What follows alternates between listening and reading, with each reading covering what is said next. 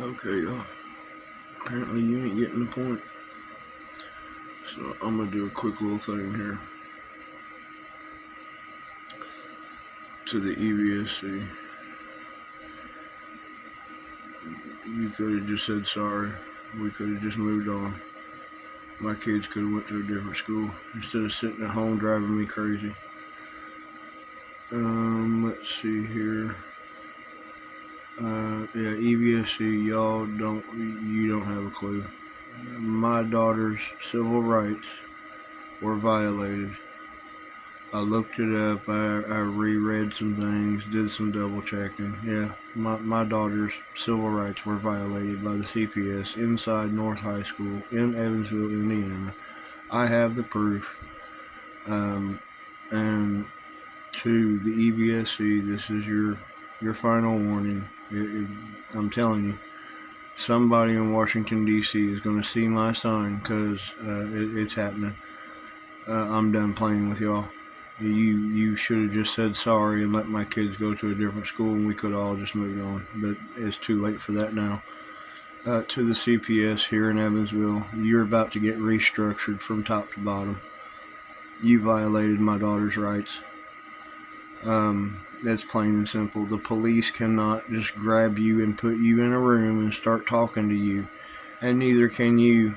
And you can say she's 15 and you can say she's this, that, and the other, but guess what? She's disabled and she has an IEP and a learning disability. So, no, she had to have counsel with her, which means a parent or someone else other than the CPS should have been in the room with her at all times. And so that's a problem for me. And so her rights were violated. So listen to me, Evansville, Indiana, listen to me, CPS, listen to me, all of you. I am done playing games. I'm done talking. I don't care no more. I am going to Washington, D.C. Do you see my face? Do you see my face? I don't care no more.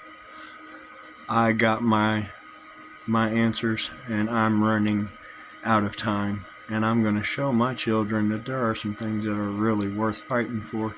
And our rights, our right to privacy, our right to counsel, our right to not just be grabbed and put in a room without anything being explained to them at a level they can understand. If the police cannot interrogate me and grab me just anywhere they want and talk to me, they can't do that, then you can't do it to my kid. I don't care if they're in school, on the street, I don't care where they're at. You can't just grab them and start talking to them when there's not an open case.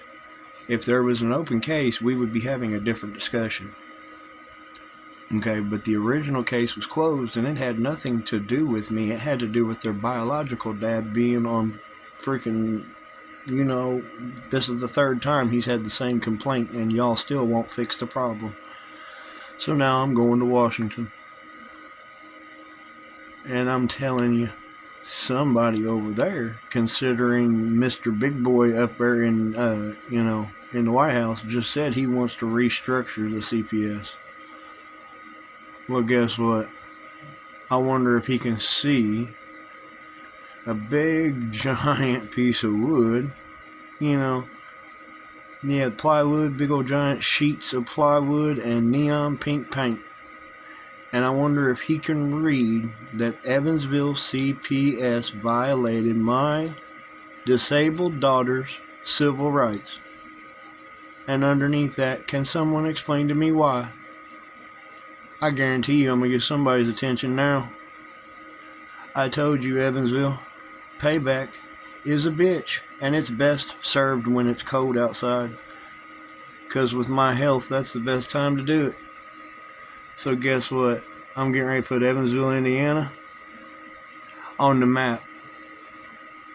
They're going to see me.